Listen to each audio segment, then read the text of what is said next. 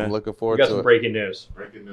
The Nuggets just fired Mike Malone. Oh my God. Did they really? They lost 4 in a row, and they just fired him now. And this is the second coach that this late in the season. This doesn't happen. That's so they weird. fired the Grizzlies coach a month Yeah. before the season. They're 4 games before the end of the regular season. Who's going to Mike coach it? Malone- One of Jokic's brothers? Zan Keefe. This late in the season is crazy. I mean, normally I see it around All-Star, but I mean, you're a week from the playoff, 2 weeks from the playoffs.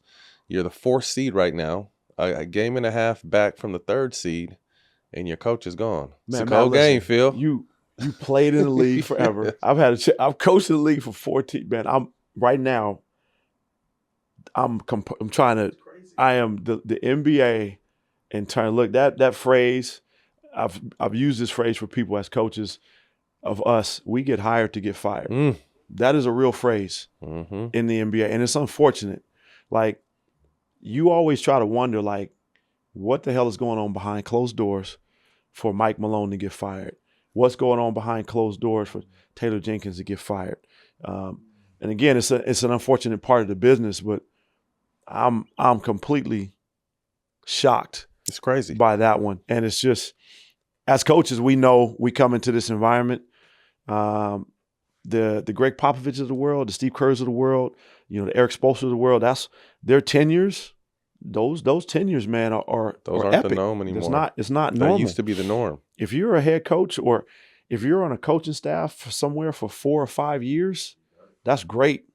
That's great longevity. Because obviously it's more, and we're not insinuating that it had anything to do with the players, but just the players run the league now. Like, there used to be a line of respect for coaches, and it was the coaches' way or the highway. When I came in the league in the early 2000s, now it's the players' way or the highway. And again, we're not insinuating by any means this was a player move or anything like that. It's just the players have more power now. So the tenures of coaches it's always going to be the coach that's going to be the scapegoat, because the players are making too much money. That's the part of the business that I have a problem with, in terms of how coaches are always the one that's thrown under the bus. Look, everybody has a job to do, right? I always say you have a job. I make no qualms about it, but there's so much stuff that goes into that the coach is always the first one at the doorstep. And there's always other pieces to it.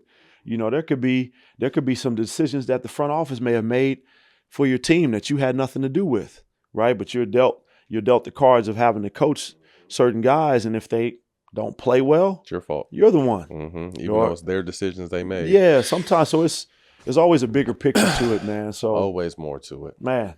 Ooh, very solid coach, man. I've heard NBA champion. I've heard a lot of people speak really highly of Mike Malone. So I'm sure when he's ready, he'll land back on his feet. But 4 games before the playoffs is insane.